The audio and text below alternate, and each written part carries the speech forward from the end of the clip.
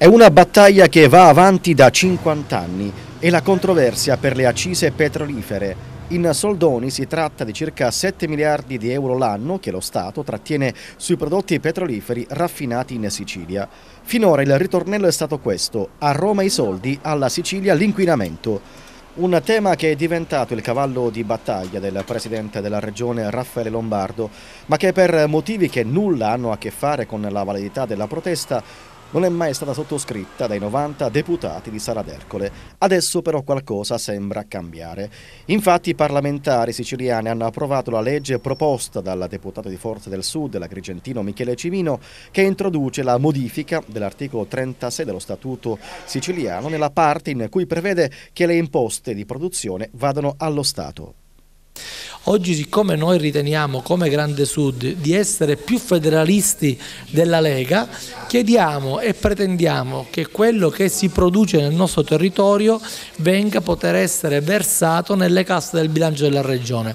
non per creare nuovo precariato, per creare nuova spesa corrente. Noi vogliamo, e questa è la proposta del mio partito, che queste maggiori imposte che sono versate nel bilancio della Regione possano andare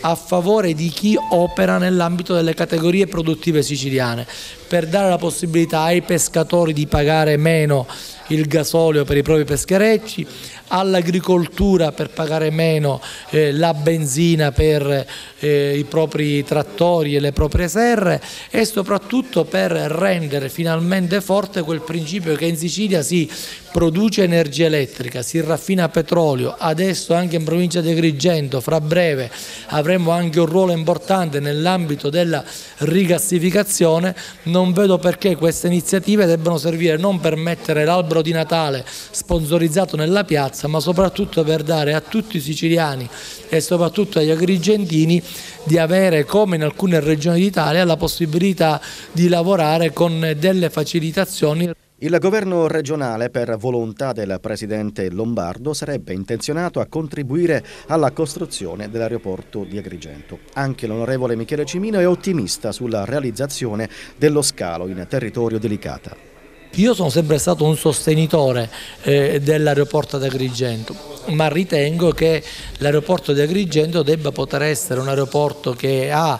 la possibilità di svolgere un ruolo per l'incremento turistico ed anche dare la possibilità agli agrigentini di collegarsi soprattutto con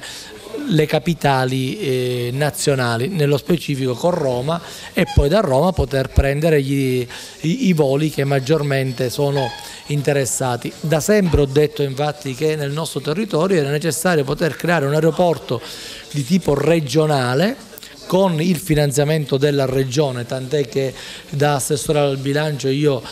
ho fatto la proposta dei 20 milioni dei fondi FAS, e per dare vita alla struttura aeroportuale. Dopotutto noi abbiamo l'esempio di un'isola come Lampedusa, dove senza aeroporto aveva un incremento turistico uguale a zero. Grazie all'aeroporto, ai voli charter organizzati da Venezia, da Milano, da Roma, il turismo in quell'isola, indipendentemente dal dramma degli sbarchi degli extracomunitari, ha sicuramente avuto un notevole impulso.